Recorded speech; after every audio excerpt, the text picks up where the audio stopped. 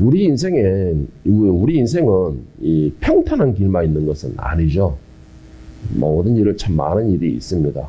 그와 함께 많은 장애와 함께 방해들이 또 늘 우리 앞에서 우리의 길을 방해하면서 우리의 길을 막아서서는 그 자리에 멈춰 서라고 때로는 위협을 하고 때로는 종용을 하며 때로는 타이를 하며 때로는 유혹을 하고 있는 우리는 우리의 인생의 길이 그렇게 참 험난한 길을 살아가고 있습니다.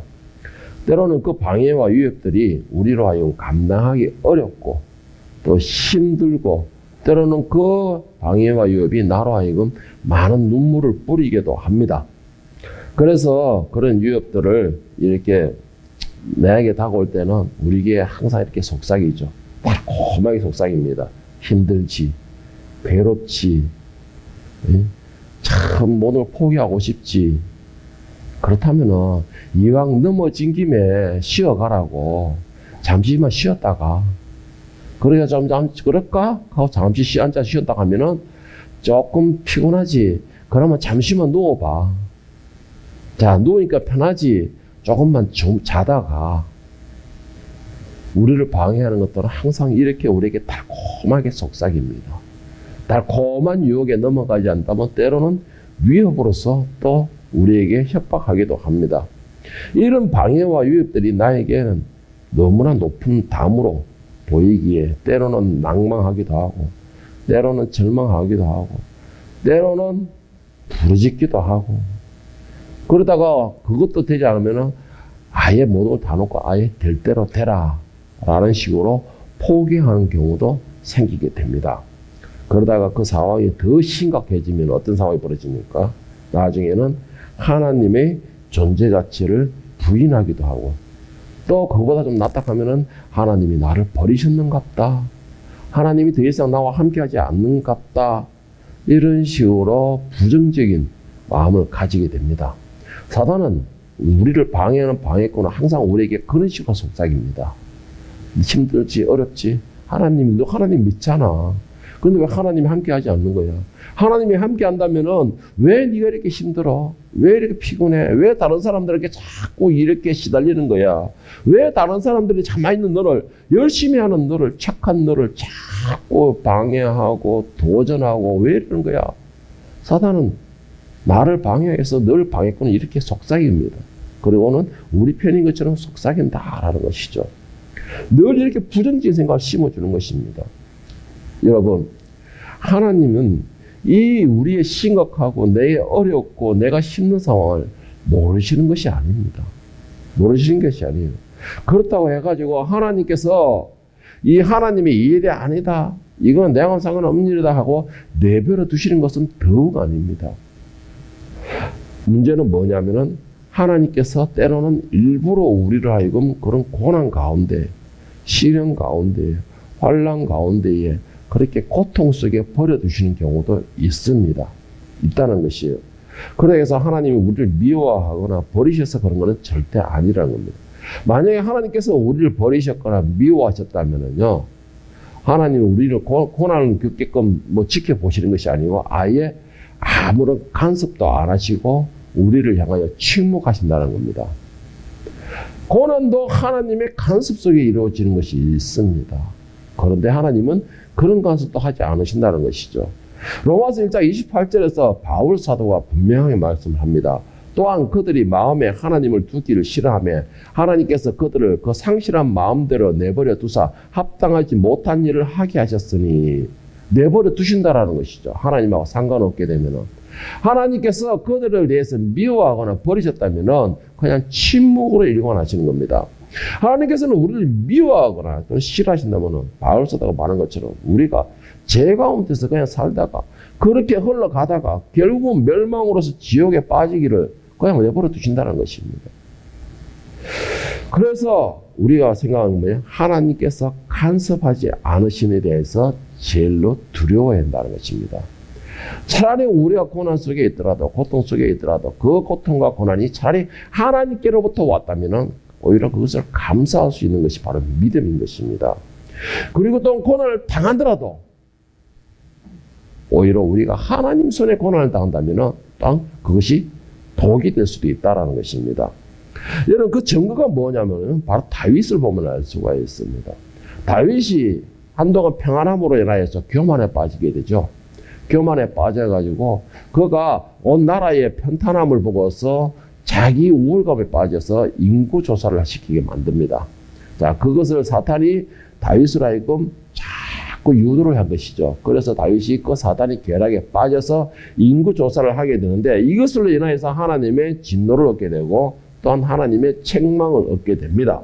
자, 그래서 하나님께서 다윗에게 그 책망의 대가로서 내가 너에게 세 가지 예를 들 테니까 그 중에 한 가지를 골라라 라고 말을 하게 됩니다. 자, 그런데 이 다윗이 어떻게 그 선택을 하였을까요? 세 가지의 예화를 주었는데 역대상 21장 13절에 보면 다윗의 선택이 무엇인가라고 나와 있으며 또한 그것을 선택한 이유가 또 무엇이냐라는 것을 기록하고 있는데 다윗이 가드에게 이르되 내가 공경에 빠졌도다 여호와께서는 국률이 심히 크시니 내가 그의 손에 빠지고 사람의 손에 빠지지 아니하기를 원하나이다 하는지라. 여러분 다윗의 선택은 무엇이었습니까? 그리고 또 어떤 결과가 나왔습니까? 차라리 내가 어차피 시련을 겪고 고난을 당하려면 사람이 아닌 하나님 손에 고난을 빠지기를 원하노라 라고 선택을 하게 됩니다. 자, 그러면서 왜 그랬다 했을까요? 하나님은 긍휼과 사랑이 넘치시기 때문에. 다윗의 이 선택은 어떤 결과가 나왔을까요? 역대상 21장 14절 15절에 보면 다윗이 선택한 결과가 나오면서 또한 다윗이 왜 이것을 선택했습니까? 했습니까? 하나님은 긍휼과 자비가 충만하다 했습니다. 자, 그와 같이 과연 하나님께서는 다윗의 그 믿음대로 자비와 긍휼이 충만했을까라는 것에 대한 결과를 기록하고 있습니다.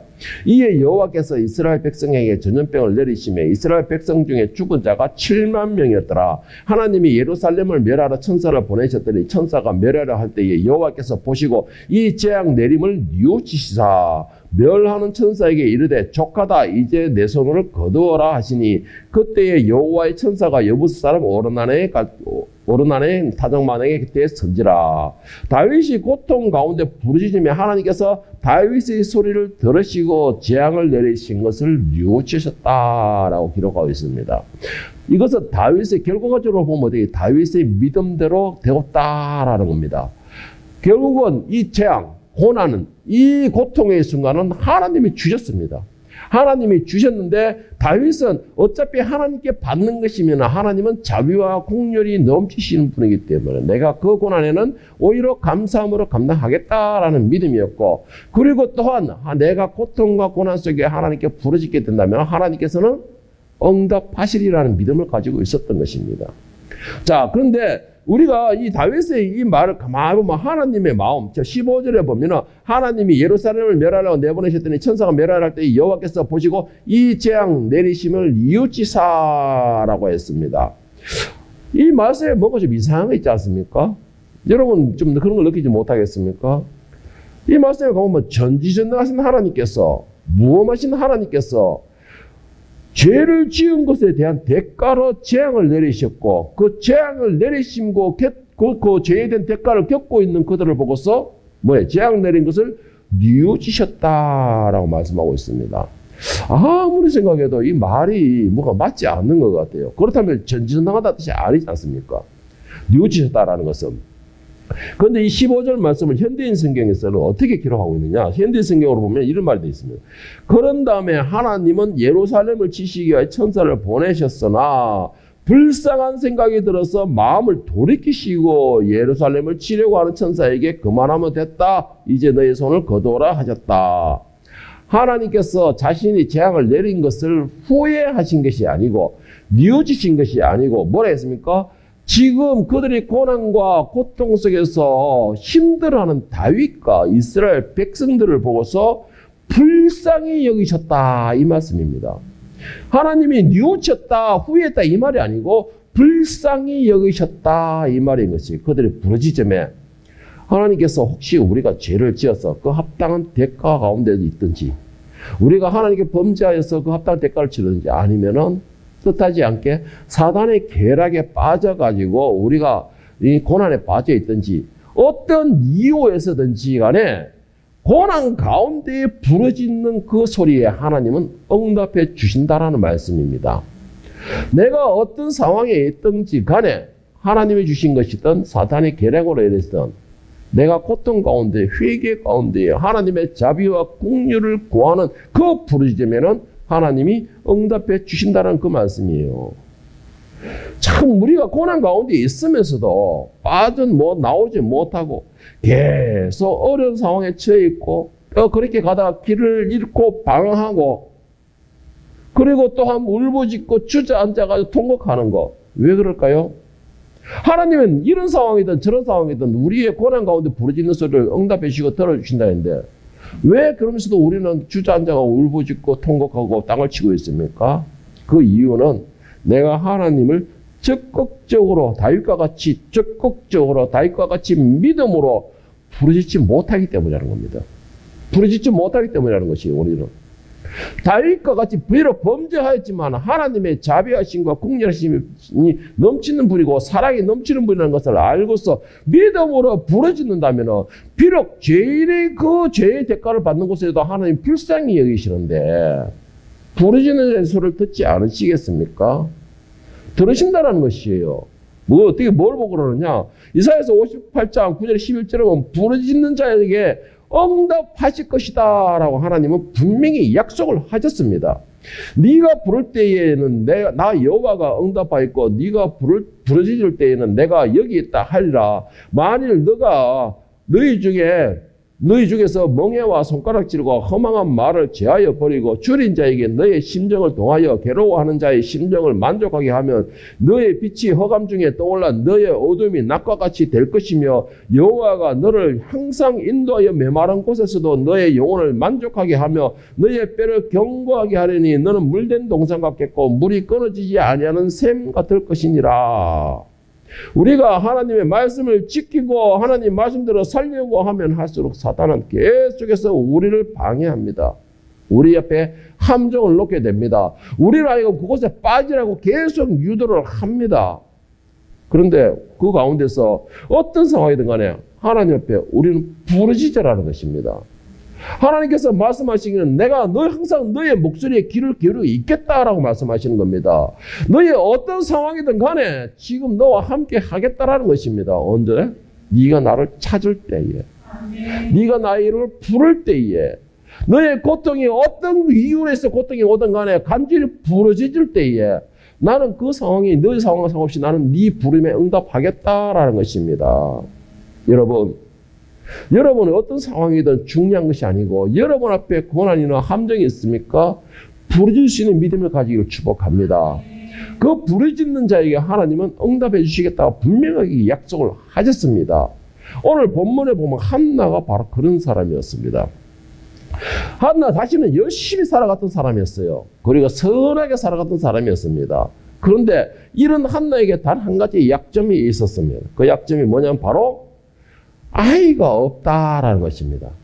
아이가 없음으로 인해서 그 약점으로 인하여서 대적자에게 늘 고난수가 수치와 치욕을 당하는 그런 눈물의 삶을 매일 보내고 있었던 사람이 바로 한나였습니다. 자기가 뭘 잘못해서 그런 것도 아니고 다만 그 약점이 뭐예요? 내가 아이가 없다는 것입니다. 남편의 사랑을 내가 많이 받는다라는 것입니다. 그것이 약점이 되어서 대적자에게 늘 수치와 고난을 당하는데 그 대적자를 내가 대적할 만한 힘도 조건도 되지 않는 것입니다. 건덕지가 없는 것이죠. 한나에게는.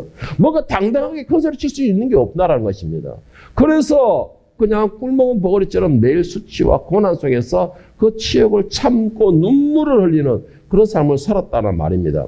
오늘 보면서 사만상 1장 6절 7절에 보면 한나의 약점이 무엇이며 어떤 삶을 살았는지라고 기록하고 있는데 여호와께서 그에게 임신하지 못하게 하심으로 그의 적수인 브린나가 그를 심히 격곤하게 하여 괴롭게 하더라. 매년 한나가 여호와의 집에 올라갈 때마다 남편이 그같이 하며 브린나가 그를 격분시킴으로 그가 울고 먹지 아니하니. 자, 매년 한나가 여호와의 집에 올라갈 때에 남편이 그같이 하매라고 하는 것은 남편이 한나를 너무나 사랑했습니다. 너무나 사랑해서 제사를 드리면서 거기서 나오는 것에 대해서 다 나누어지되 한나에게는 다른 사람들에 비해서 갑절을 주었다는 것이죠. 그러니까 저렇게 부린다고 어떻게 생각합니까? 저 아이도 먹고 후사도 낳지 못하는 저 반푼수 같은 저 여자. 나는 아이도 있고 후사도 낳았는데 왜 나보다 저가 더 사랑받느냐라고 한나를 질투하는 것입니다. 질투하는 것이에요. 그러니까 남편 몰래 한나를 늘 괴롭히는 겁니다. 이 아이도 못난 밥풀이야. 이 아이도 못 낳는 부족한 여자야. 이 여자가 네가 뭔 자격으로 남편의 사랑을 더 받느냐. 늘 그런 수치를 주는 겁니다. 그러니까 한나는 뭐예요? 할 말 건덕지게 대항할 게 없죠. 정작 그 말이 맞기 때문에 당시에 여자들이 아이를 낳지 못하는 것은 엄청난 치욕적인 치욕이고 문제 중에서 심각한 문제가 될 수가 있었습니다. 그러니까 한나로서는 대적할 만한 것이 아무것도 없다라는 말입니다. 그런데 여기서 우리가 중요한 것을 한번 봐야 될 것이 있습니다. 여기서 문제는 한나가 아이가 왜 없다고 기록하고 있습니까? 자, 이 16절에 보면은, 이 1장 6절에 보면은, 여호와께서 그에게 임신하지 못하게 하심으로 했습니다. 자, 이 말씀은 세 번역에서는 어떻게 기록하고 있냐? 주님께서 한나의 태를 닫아 놓으셨으므로, 이 말이 무슨 말이냐면, 하나님께서 일부러 한나에게 아이를 갖지 못하게 하셨다는 것입니다. 하나님께서 일부러 한나에게 아이를 주지 않았다는 것이에요. 한나가 비록 선하게 말씀 가운데서 정말 하나님 중심으로 살아간다 할지라도 하나님께서 한나에게 아이를 주지 않으셨다는 겁니다. 그러면 뭐냐? 결론적으로는 하나님께서 분인나를 통하여서 계속 고난을 당했고 고통을 당했고 일부러 내버려 두셨다는 말이에요. 그러니까 한나를 고통 속에 빠뜨렸다는 것이 하나님께서. 왜 그러셨을까요? 왜 하나님께서 한나가 착하게 의로로 열심히 살아가고 남편을 잘생기고 가정을 잘 이끌고 있는 그 한나를 왜 일부러 고통 속에 빠뜨리셨을까요? 왜 그 대적으로 하여금 늘 수치와 치욕과 멸시 가운데서 눈물의 세월을 보내게 하셨을까요? 여러분, 우리가 생각할 때 하나님은 절대로 우리에게 고난의 시간을 주지 않는다. 하나님은 절대로 우리가 힘들게 하지 않으신다라고 생각하는데 아니에요, 여러분. 하나님의 고난도 있습니다. 하나님이 주시는 시련도 분명히 있습니다. 그러다 해서 하나님께서 일부러 그렇게 하시느냐? 우리를 세우기 위함이라는 것이죠. 세우기 위함. 자, 그런데 여기서 하나님께서 왜 한나의 태를 닫으시고 그렇게 고난 속에서 치욕과 수치를 당하게 하셨느냐? 그 약점을 주셨느냐? 이것을 잘 생각해 본다면 또 하나님께 감사의 기도가 될 수가 있습니다. 자, 하나님께서 한나에게 만약에 이런 수치와 약점이 없었다면 어떻게 됐을까요? 없었다면 아마 한나는 자신의 약점을 보완하기 위하여서 지 약점을 갖다가 해결하기 위해서 하나님께 그렇게 애절하게 간절하게 이 엘리라이고 술 취했다라는 소리 들을 그런 오해를 살 정도로 간절하게 하나님을 부르시지 않았을 것이라는 것이죠. 그런 간절한 마음이 없었을 것이라고 했습니다. 그리고 또 한 가지 가장 큰 문제가 있죠. 위대한 이스라엘의 선지자 이 사무엘이라는 선지자가 나올 수 있는 그 길이 없었을 것이라는 것입니다. 한나를 통해서 그 역사가 일어날 수 있는 길이 없었을 것이라는 것이에요. 하나님은 이미 태에 있기도 전에 우리를 아셨다라고 하셨습니다. 그 말은 무슨 말이냐? 하나님께서는 한나를 통하여 사무엘이라는 위대한 선지자를 태어나기 이 땅에 보내시겠다고 작정을 하셨다는 겁니다. 그 계획이 있었다는 것입니다. 그러기 위해서는 한나는 어떻게 돼요? 하나님께 열심히 부르짖는 기도가 되어야 되고 정말 애절한 마음이 들었어야 되는 겁니다. 한나가 이렇게 수치와 고난 속에서 분인 나이에 그 도전을 계속 눈물로 참으니까 한나가 어떤 기도를 하게 됩니까? 하나님께 드리겠습니다라는 기도를 하게 됩니다. 하나님께 드리겠습니다. 사무엘상 1장 10절 11절을 보세요. 한나가 마음이 괴로워서 여호와께 기도하고 통곡하며 서원하여 이르되 만군의 여호와여 만일 주의 여종의 고통을 돌보시고 나를 기억하사 주의 여종을 잊지 아니하시고 주의 여종의 아들을 주시면 내가 그의 평생에 그를 여호와께 드리고 삭도를 그의 머리에 대지 아니하겠나이다. 한나에게 이런 수치와 모욕의 시간, 고난의 시간이 없었다면 하나님께 그렇게 애통하게 부르시지 않았을 것입니다. 그리고 하나님을 절대적인 믿음을 갖지를 못했을 것입니다. 하나님을 절대적으로 의지하지 못했을 것이라는 것이죠.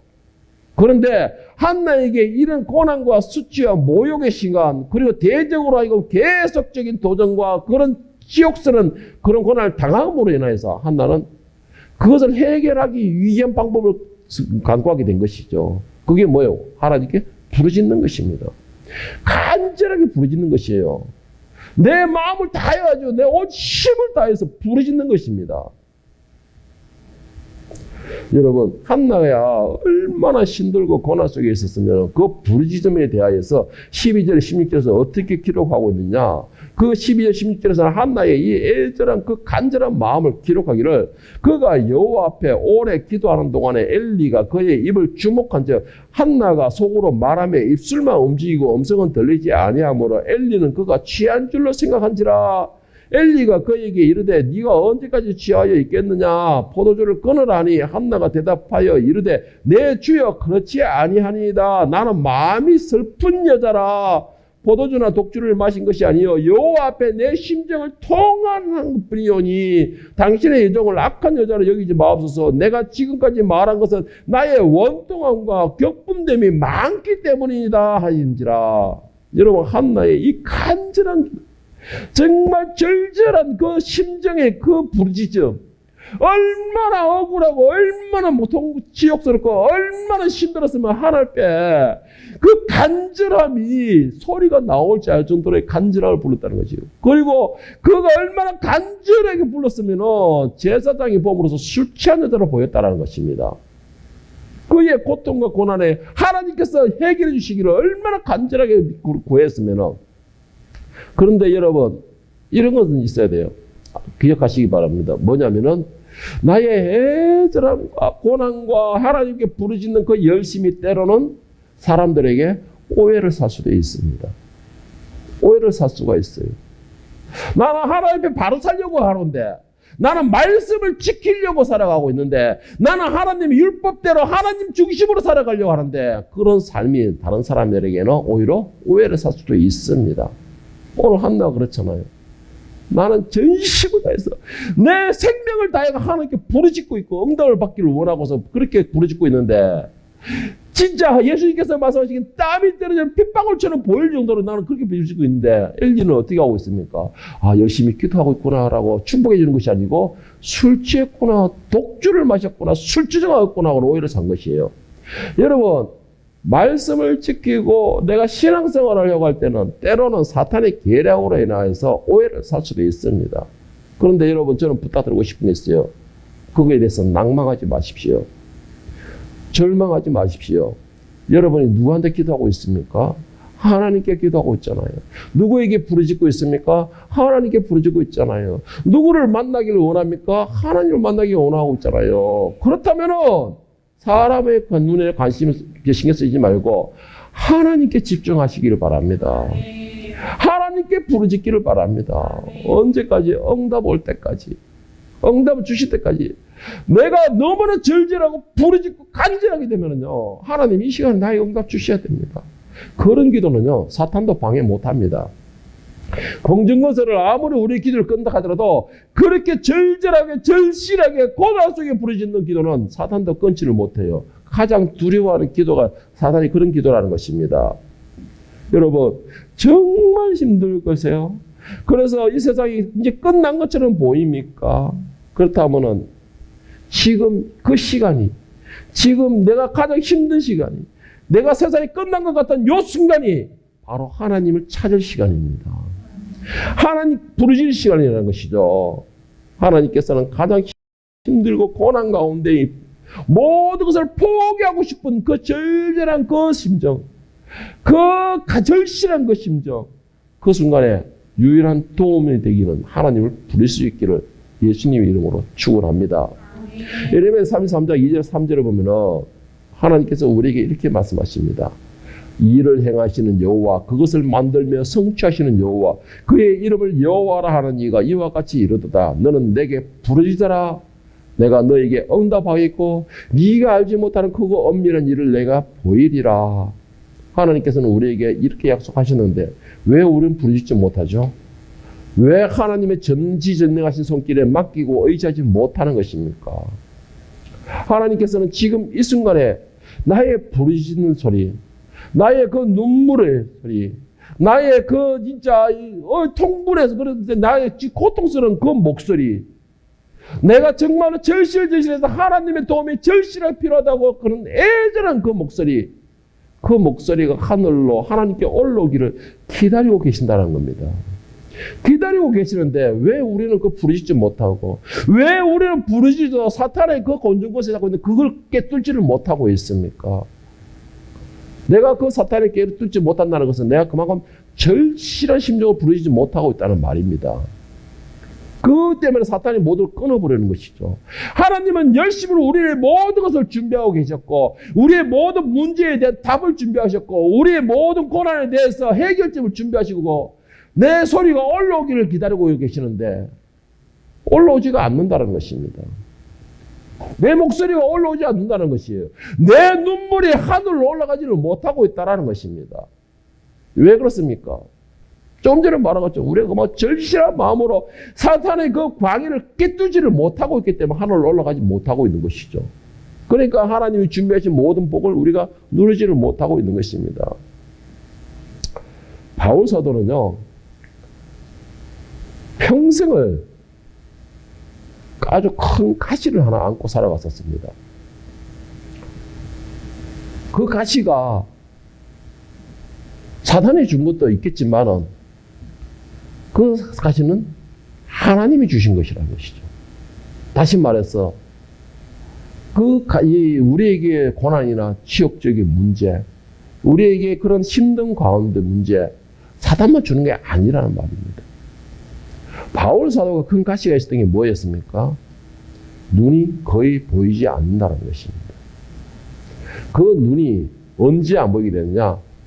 이 바울 사도가 사울이었을 때 다메섹 도상으로 믿는 자를 잡으러 갈 때에 하나님께서 그의 눈을 어둡게 하셨습니다. 그리고는 기도로 인해서 눈에서 비늘 같은 게 벗겨졌다라고 했는데, 그 이후로 바울이 눈이 선명하게 보이지 않게 되었다라고 학자들은 말을 하고 있어요. 자, 그와 같이 바울은 바로 앞에 대제사장도 못 알아봐서 그와 싸움 벌일 정도로 눈이 안 보였다라고 말합니다. 그래서 바울도 이것으로 인하여서 얼마나 힘들고 고통스러웠으면은 바울도 이 문제로, 이 가시로 인해서 하나님께 부르짖었다라고 말했습니다. 부르짖었다라고 말했어요. 고린도후서 12장 7절 10절에 보면 바울 자신이 가시에 대해서 이렇게 말하고 있습니다.